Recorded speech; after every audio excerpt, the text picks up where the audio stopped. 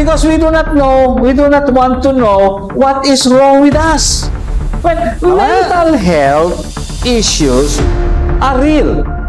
Totoo yan. Alam niyo yung plaka na yung pagdudura? Born free as the wind blows. Stop being stuck with excuses. Stop identifying.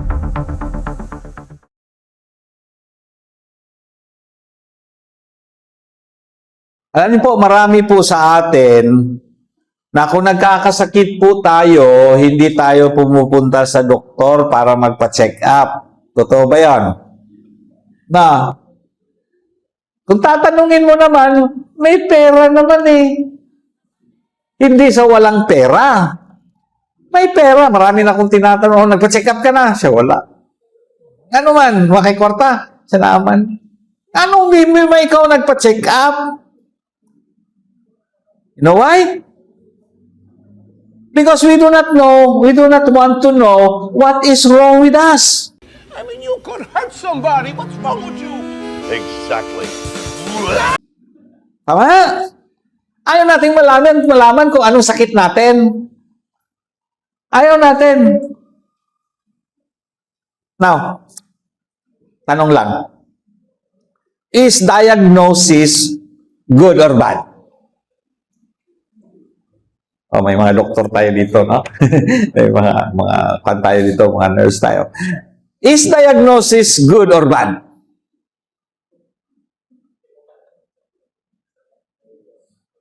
Alam nyo? Ano? Ang answer dyan? It depends. It depends. Eh, bakit naging it depends? Kasi a diagnosis is good because it helps you understand the problem. Kung anong problema sa buhay mo, anong sakit mo. At tinuturo po ng diagnosis kung anong gagawin mo para ka ma-heal. Tama? Tama ba, Dok? No? Tama. But, ang diagnosis is minsan nagiging bad. Kaya maraming ayaw magpa-check up kasi sinabi ng doktor, ay, may kwan ka, may depression ka. Anong ginagawa natin? Uuwi tayo na. May depression ako. Don't do it to me. I beg you. No. Oh, I am depressed. I am depressed. Facebook. I am depressed. Now, we begin to identify ourselves with our sickness, with what is wrong with us. It allows you to define who you are. Alam niyo, nung pagtungtong ko ng 60, alam niyo, tumatakbo sa isip ko, I am already an old man. And I started to walk like an old man. And I said to myself, why would I? Bakit ganito? Hindi naman ako old. Sabi ko, tatawa kasi misis ko, sabi ko, old na ako. Hindi ka pa old. You're still young. Asa ka young? I began to identify, senior citizen.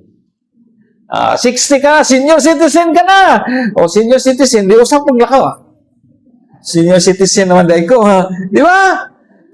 Yan, tumatakbo sa isip natin. We begin to identify with ourselves. And what is happening today is there are so many people identifying themselves with their diagnosis. Listen, our diagnosis is not who you are. It is not your identity. And many of us are even proud of it. And we put it on our social media bio natin. I am bipolar. I am LGBTQIA. I am a chocolate monster. I am grumpy or hothead. And blah, blah, blah, blah. Ano yun? Sa to doon?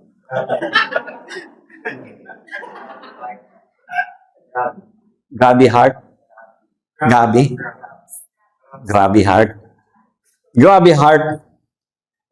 Binibigyan natin ng pangalan. And we identify ourselves with it. But mental health issues are real. Totoo yan. Anxiety is real. Depression is real. Burnout is real. But if you focus non-stop on what is wrong with you, you generally get worse and not better. Para natin? May nabasa kong article. May ginawa silang, may dinadiagnose silang 10 tao, and then binigyan nila ng sakit, itong ganito. Yung ito, binigyan nila ng placebo. Ano yung placebo? Hindi, walang gamot, pero akala mo gamot. Sabi lang, oh, ito ha, gamot to sa iyong kwan, ganito. Pag ininom mo ito 3 times a day, and ganito. Wala yun. Actually, wala. Tubig lang yun. Actually, kwan lang yun. M&M lang ang binigay. Itong isa naman, sinabihan ito, masakit mo. Walang binigay. Pero sa totoo lang, walang sakit. Walang sakit. Pero sinabihan, may sakit ka. Alam mo nangyari? Itong may sakit, binigyan ng placebo, gumaling. Bakit? Kasi sa isip nila, itong iniinom ko, nakakagaling. M&M lang pala yun. Mura lagi nag-M&M. Oh, para dilipait ang tambal, tamis na siya. Hindi po siya ko, katapag na rin, walay sakit, gainan, meron kang. And sakit na, nag-show sa kanila ng signs. Kahit wala siyang sakit, pero lumabas ang signs na meron silang sakit. If we focus our minds po, non-stop, on what is wrong with you, binabalik-balik mo, parang sirang plaka yun, pabalik-balik. No? Kailan mo plaka? Masing yun ay malang plaka-plaka sakyanan, ha? Katong recording ko, 45 RPM na ay pero itong long play, no? Kasi pa pong kabalo. Ginatugtog na siya sa tawag na may machine na ginatugtog. Ang ginatugtogan na siya kanang pornographic machine. Pornography ba eh? Pornography. Dili pornographic. Doon po tinutugtog yun. Minsan, ganun tayo. At alam niyo yung plaka na yung pagtuturo. Born free as the wind blows. Born free as the wind. Born free. Madugay, no? Sa sige ng pakinig, nagiging LSS. Okay, no? Pumasok ako one time sa 7-Eleven. Nagkuhan sila yung 7-Eleven day. 7-Eleven day. Bumili ako ng kape, iced coffee. Sabi niya, sir, kuhan yan. Buy one, take one. Oh, okay, sige. Yung tugtog na, 7-Eleven, 7-Eleven. Hanggang dumating ko sa bahay, 7-Eleven, 7-Eleven. Balik-balik. Ganun nangyayari. Ikaw yun eh. So sa isip mo ngayon, alam mo, balik kong 7-Eleven, kayo mo palit na kong kape.